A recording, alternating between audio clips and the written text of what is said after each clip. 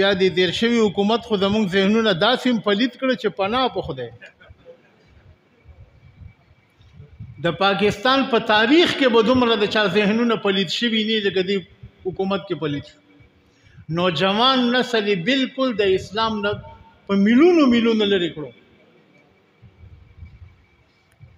د نوجوان نسل په ذهن کې د اسلام نه لرېوالی پیدا کړو چې دین او اسلام هیڅ شی نه دی.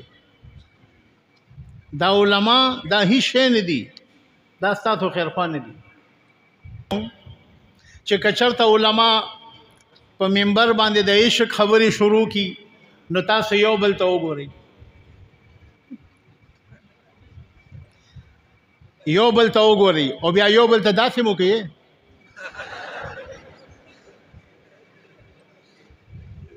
یو بل ته داسې مو کوي. دا وجه څه ده؟ زمونږ ذهن پلید دی. مونږ چې د چا د خولې نه د عشق خبرې وورو فوراً زمونږ دماغ هغه شیطاني عشق ته لاړ شي. زمونږ عقیده دا ده چې د 1,40,000 پیغمبرانو هغه ټول کمالات الله یوازې د خپل محبوب په ذات کې جمع کړي.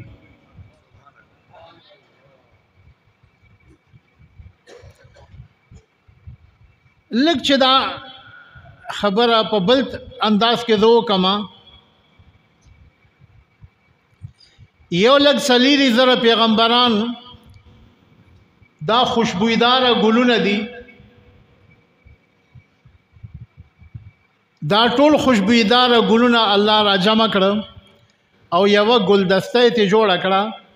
دا ګلدسته وګوره، داسې یو ګلدسته یې جوړه کړه او په هغه ګلدسته باندې نوم کېښود محمد رسول الله.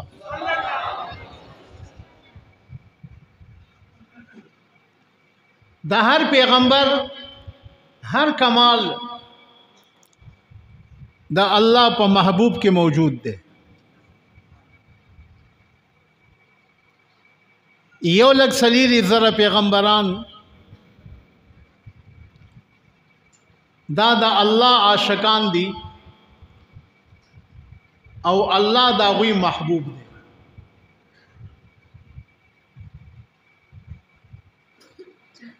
نما په دې خبره پوه شوي؟ 1,40,000 پیغمبران دا ټول د الله عاشقان دي او الله دا غوی محبوب دی. او دلته الله عاشق دی او محمد رسول الله محبوب دی. دین تاسو اندازو لګوي چې زمونږ په محبوب کې او په نورو پیغمبرانو کې څومره فرق دی.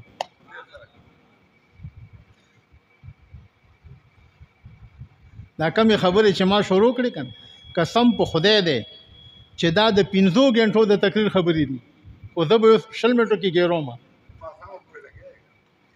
نه بیا ماښام نه مخکې به زه دلته نه وځم، انشاءالله ماښام اذان نه به مخکې وځم.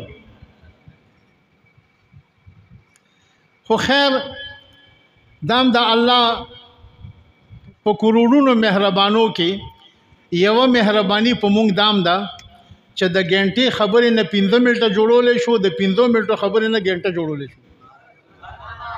دام د دغه الله دین دی.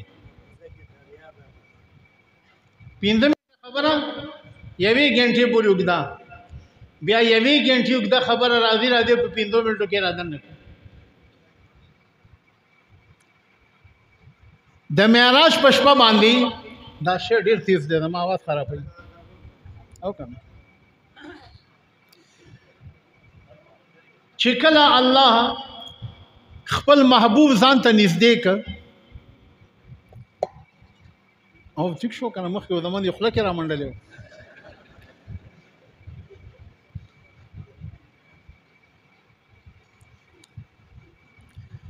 دوه په دوه ملاقاتو، یو د الله ذاتو، یو د الله د محبوب ذاتو، بلی څوک نشته. علماء لیکلي چې الله وتعالى فرمایي چې ادن مني یا حبيبي، اے محبوب را نږدې شه. وی زه لږ نږدې شوم. د ادب د وجې نه او د روب د وجې نه، د الله روب څومره دی. وی دوباره راته بیا وایي چې ادنو مني یا حبیبي، اے محبوب لږ نور را نږدې شه. وی ته بیا د ادب د وجې نه لږ نږدې شوم. په دریم ځل راته بیا وایي چې ادنو مني یا حبیبي، اے محبوب ښه را نږدې شه. اوس قانون څه دی چې کله عاشق او محبوب دواړه یوازې، دریم پکې هیڅ څوک نه وي، نو په دغه ټیم کې عاشق یو خوا بل خوا نه ګوري، بس یو بل ته ګوري. وی نه زمانې نه می دنیا ته کتل، نه زمانې نه می دنیا ته کتل، بس چې تا ماته او ماتا ته کتل. نه زمانې نه می دنیا ته کتل، بس چې تا ماتا او ماتا ته کتل. دا الله محبوب فرمایي چې ما د الله جل شانه په خدمت کې عرض کو چې پروردگار جعلت ابراهیم خلیلا و موسی کلیما. اے الله ابراهیم دی خلیل او موسی دی کلیم، فماذا جعلت لی، ما د پاره څه دی؟ وی ما ته جواب کې وایي چې اما انت فحبیب الله، اے محبوبا یو خلیل الله دی یو کلیم الله دی او ته حبیب الله.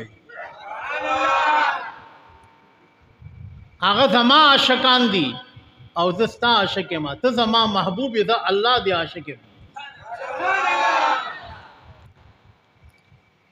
وی بیا ما ته وایي چې موسی علیہ السلام سره ما کوهی تور کې خبرې کړې وي،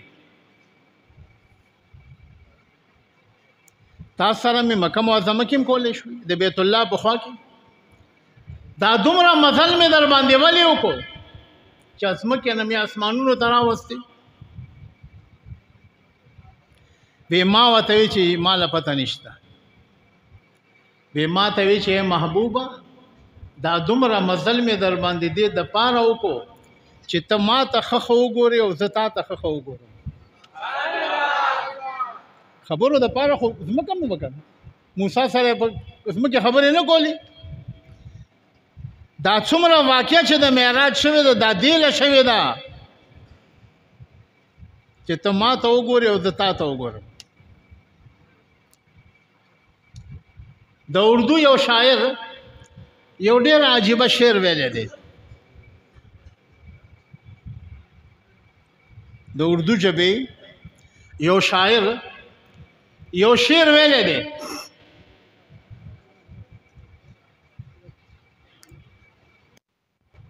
وی تو مجھے دیکھ لے میں تجھے دیکھ لوں. اردو پوئیږي کنه لږ ډېر. تو مجھے دیکھ لے میں تجھے دیکھ لوں، دیکھنے کا مزہ آج کی رات ہے. کوئی نشوئی په دې یعنی په خدای قسم چې دا ټول قرآن عشق دی.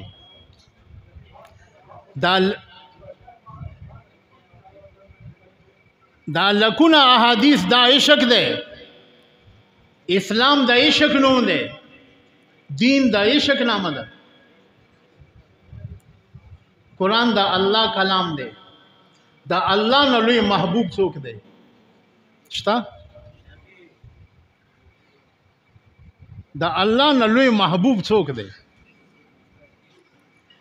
نو دا زمونږ د ذهنونو وجه ده چې زمونږ ذهنونه پلیت دي.